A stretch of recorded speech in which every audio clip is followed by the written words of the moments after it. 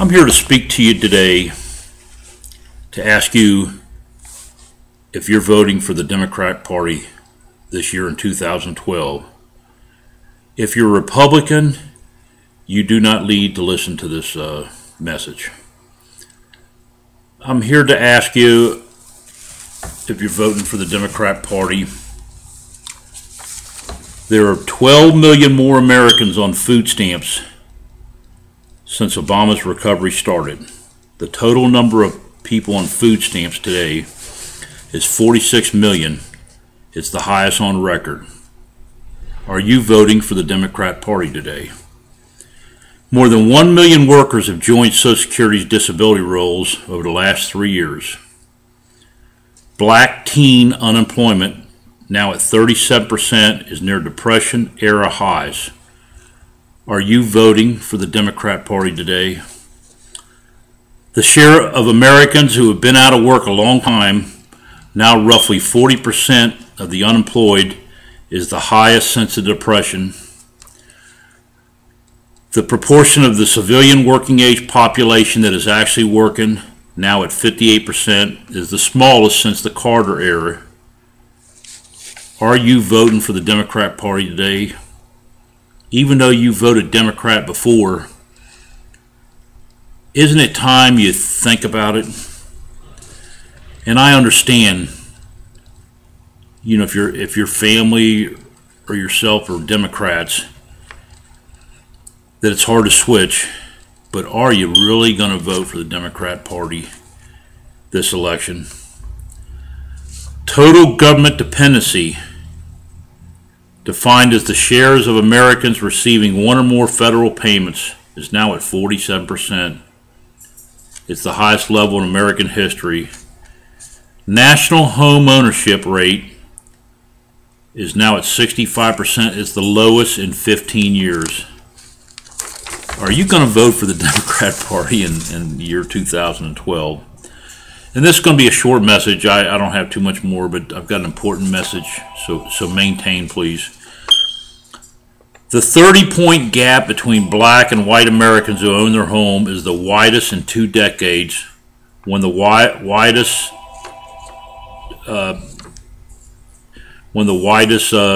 comparisons on record. Now, to get to the rest of the message, I think, are you going to vote for the Democrat Party this year, 2012? Then please go on the internet and read the Democrat platform, which I'm gonna do for you right now. I'm gonna bring it up and read something that I think you'll find outrageous. In the 2012 Democrat platform, this is a platform they have before their convention to show what they believe in: the freedom to marry. We support the right, and I'm quoting directly from the Democrat 2012 party platform. This is what the Democrats believe in. We support the right of all families to have equal respect, responsibilities, and protections under the law. We support marriage equality and support the movement to secure equal treatment under the law for same-sex couples. We also support the freedom of churches and religious entities to decide how to administer marriage as a religious sacrament without government interference. We oppose discriminatory federal and state constitutional amendments and other attempts to deny equal protection of the laws to committed same-sex couples who seek the same respect and responsibilities as other married couples. We support the full repeal of the so-called Defense of Marriage Act and the passage of the Respect for Marriage Act. Now, let me come to something here. In the King James Bible, this is what the Pilgrims brought over when they landed on Plymouth Rock. And you can read this yourself. Now, if you read the Democrat Party platform, the 2012, do a search on the internet and read it.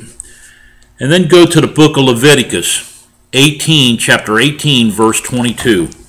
And I'm going to read this for you. And it's real simple. Thou shalt not lie with mankind as with womankind. It is an abomination. That's God's quote there. Are you going to vote for the Democrat Party in 2012? Do you really seek a handout? Is that what you want all your life? Are you an individual that votes for the Democrat Party and you're healthy enough to play football, yet you get all kinds of handouts? Some of you folks in the Democrat Party, not all of you is watching this because I know there's good people, but you're actively seeking a handout to get over, and you're getting over on the hard-working Americans. We need to all come together. Now, I know you're not for homosexual and lesbian marriages. So don't blame me when you see this country go down the road and you hear people saying I do. Don't come back on me because I didn't vote for the Democrats.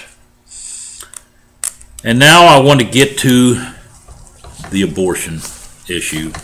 Oh, it's the oldest issue, going around in politics, but I'm going to explain it to you real simple. Now, a lot of Democrats, and we're going to go back to the party platform here to read what they say about abortion. A lot of Democrats use that same old argument, well, what if she's raped? And it's a small amount of cases and millions and millions of babies get killed. But let me give you a side argument without going to the Bible first. What if Jonas Salk and Albert Sabin, the co-inventors of the polio vaccine, what would have happened if their mothers would have aborted them? You have an answer for that? Well, it's obvious.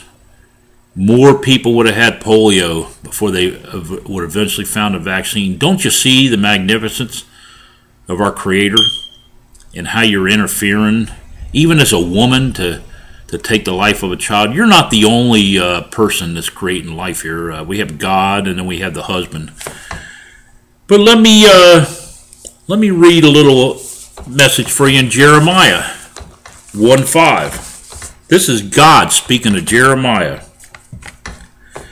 And this before Jeremiah was born. He goes, before I formed thee in the belly I knew thee.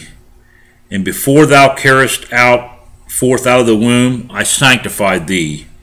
And I ordained thee a prophet unto the nations. That's God speaking to Jeremiah. He knew Jeremiah before he was formed in his mother's belly. Now, who else does God know before they're formed in their mother's belly? Did we as Americans, being for abortion on demand, kill the individual that could have solved the AIDS crisis and found a cure for AIDS or breast cancer or any type of cancers? Are you going to vote for the Democrat Party in 2012? And finally, I'm going to go to Exodus 20:13 to read. It's a real simple verse of the Ten Commandments: "Thou shalt not kill."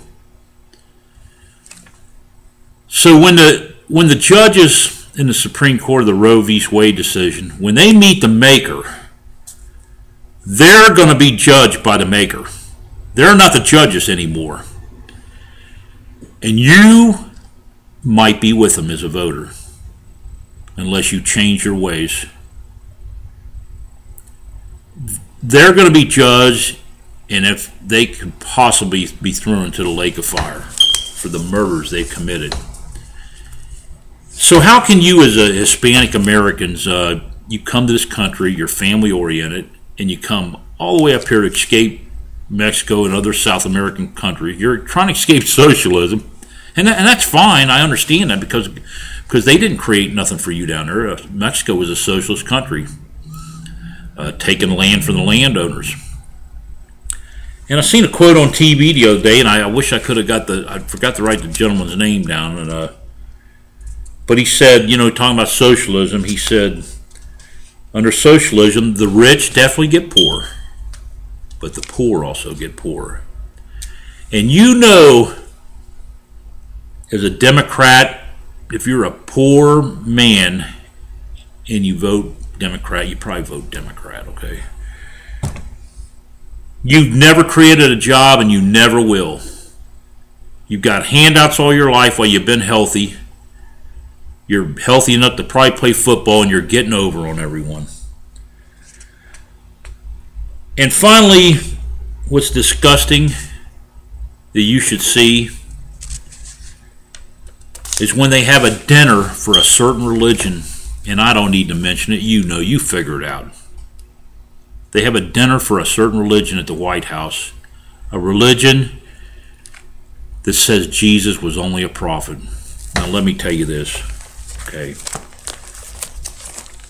This Bible, the King James original version, is what the Pilgrims brought over here to Plymouth Rock. We didn't have other religions from the Middle East come over here.